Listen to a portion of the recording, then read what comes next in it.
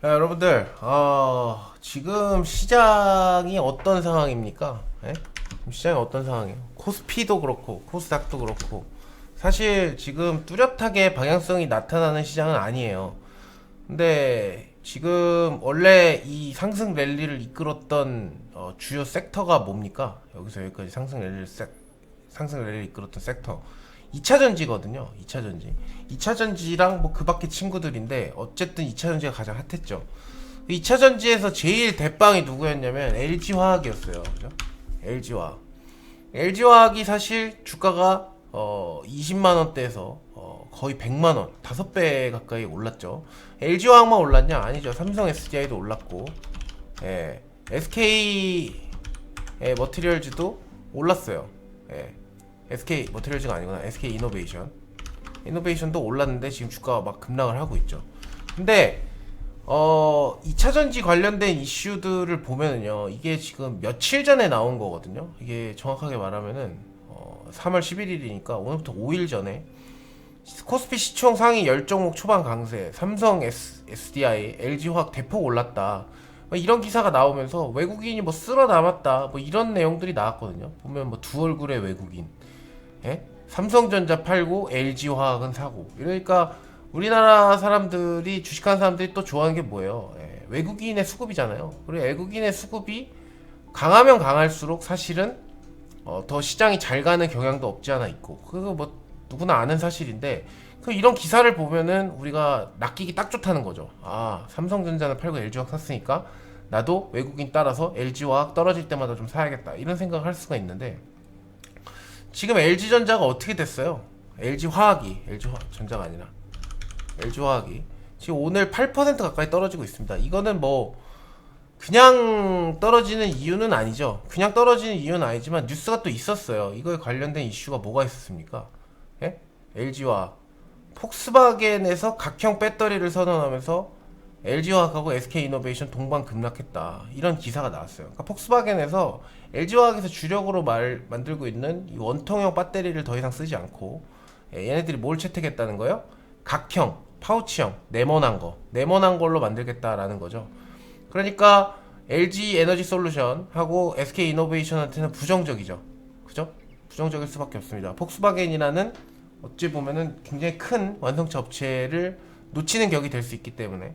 근데 차트상으로 본다고 했을 때 지금 LG전자가 사야 되는 자리냐, 그거를 먼저 생각을 해봐야 되는 거죠. LG전자가 지금 상승 추세를 이어가고 있었어요. 그죠? 상승 추세를 이어가고 있다가 지금 어떻게 했습니까? 저점과 저점, 고점과 고점이 낮아지고 있는 상황이었죠. 이번에 반등이 나올 때 자세히 보세요. 이번에 반등이 나올 때 이 자리를 못 넘었단 말이에요. 그죠? 이 자리를 못 넘었어요. 그러면은 박스권을 하나를 쳐볼 수가 있는데, 사실 이 자리를 박스를 잡고 우리가 대응을 할 수가 있었거든요. 이렇게 보시면. 그죠? 왜냐면 여기서 똥침이 나왔죠. 이 자리에서. 그죠? 그럼 사실 여기서 똥침이 나오기를 기대를 해야 돼요. 그죠? 그런데 이 자리에서 만약에 매수를 했다고 하더라도, 그죠?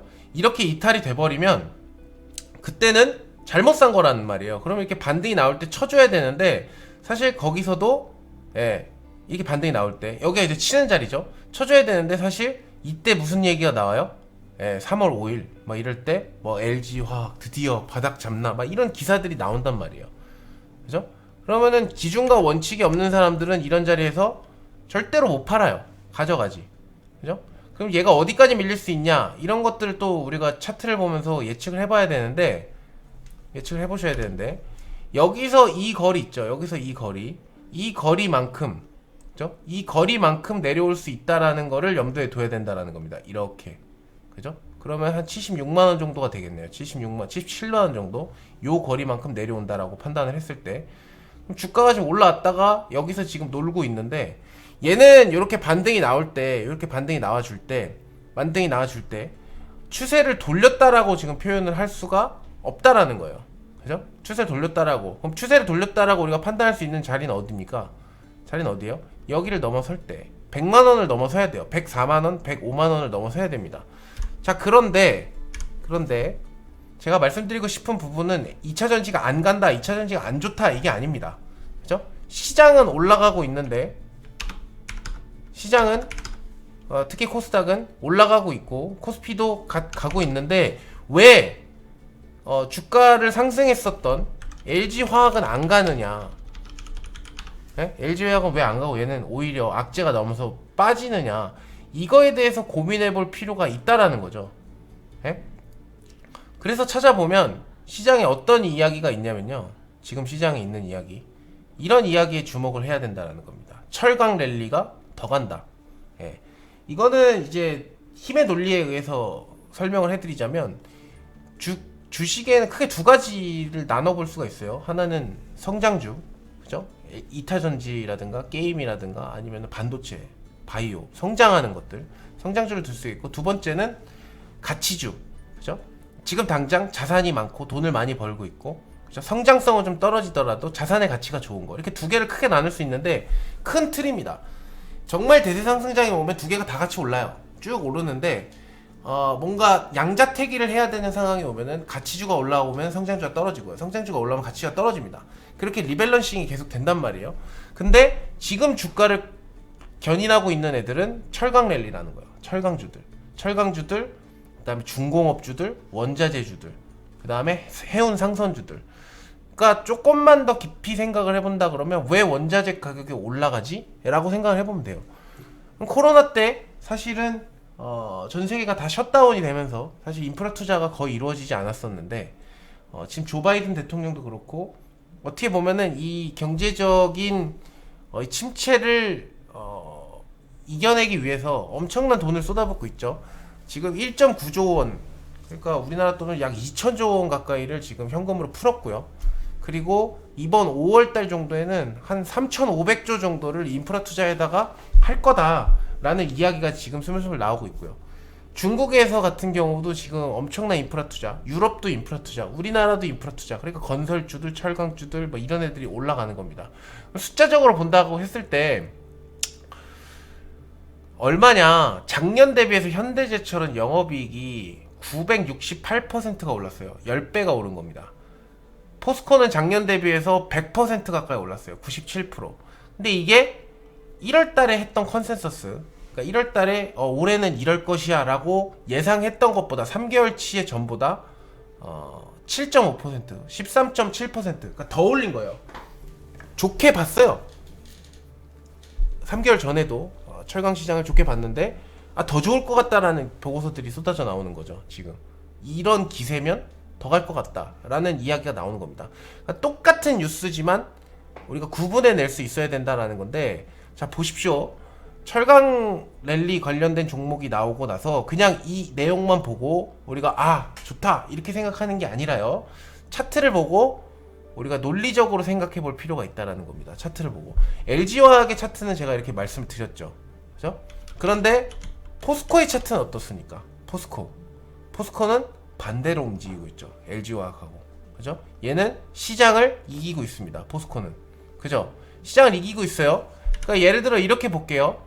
자, 얘도 요런 흐름이었겠죠. 여기가 고점 라인이고 그 다음에 여기가 저점 라인이라고 따졌을 때 얘도 요런 식으로 박스였어요. 올라갔다 내려갔다 올라갔다 내려갔다 이렇게 박스를 해야 되고, 그 다음에 기술주가 달리는 장세라 그러면 얘가 이렇게 꺾였어야겠죠.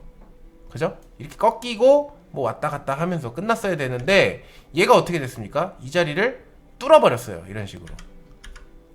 그죠?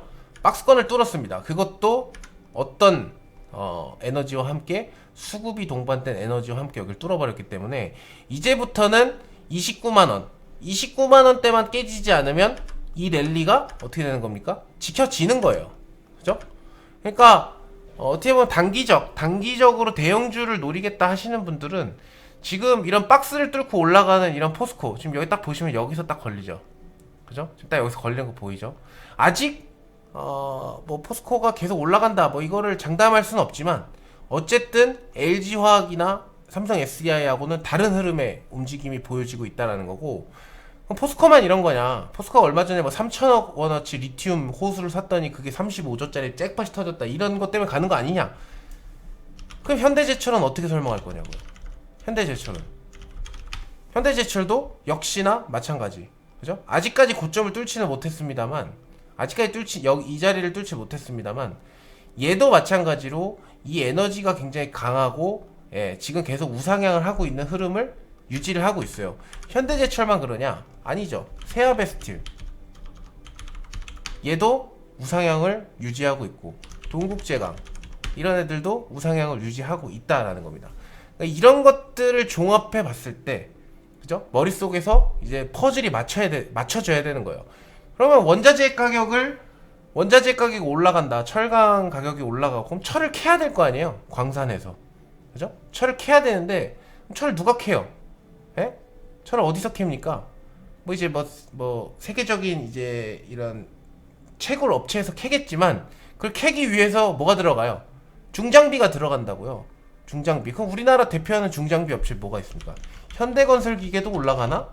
찾아보면 현대건설기계 와 이렇게 올라가는 겁니다. 그죠? 아, 철을 더 캐야 되니까 차를 더 사는구나. 현대제철기계, 현대건설기계 차를 더 사는구나. 얘네들 굴삭기 만들고 불도저 만들고, 그죠? 광산 할 때 뚫는 그런 것들 만들고, 그죠? 이런 것들을 연결을 해가지고 아, 시장의 흐름이 이쪽으로 움직이고 있구나라는 거를 느끼셔야 된다라는 겁니다. 그러니까 그냥 기사만 보고 아, 뭐 외국인이 샀네, 뭐가 좋네, 뭐 이런 내용은 이거를 구분해내는데 한계가 있어요. 보시면 아시겠지만 좋은 내용, 나쁜 내용, LG화학만 네이버에 쳐보셔도 좋은 내용, 나쁜 내용이 막 뒤섞여 있거든요. 뒤섞여 있기 때문에 뭐 LG화학을 샀네, 외국인이 샀네, 아니면은 뭐 LG화학이 좋네, 코스피 시총상위 10종목 중에서 LG화학, 삼성, SDI가 대폭 올랐네, 이런 거에 집중을 하지 마시고 정말 저 내용이 시장에 반영이 되고 있는가. 특히 대형주들은 더욱더 중요합니다. 대형주들은 왜냐면 추세를 한번 잡으면 잘 꺾이지 않아요. 그렇기 때문에 여러분들이 더 이런 내용과 차트를 접목해서 보신다 그러면 지금 시장이 어디서 흘러가고 있나 정도를 이해하실 수 있고요. 그 안에서 이제 테마주들 이제 관련된 종목들 여러분들이 연동해서 보시는 거고, 시장의 전체적인 흐름을 볼 때는 기사와 돈의 흐름, 차트죠. 돈의 흐름을 동시다발적으로 보셔라. 이렇게 말씀을 드리도록 하겠습니다.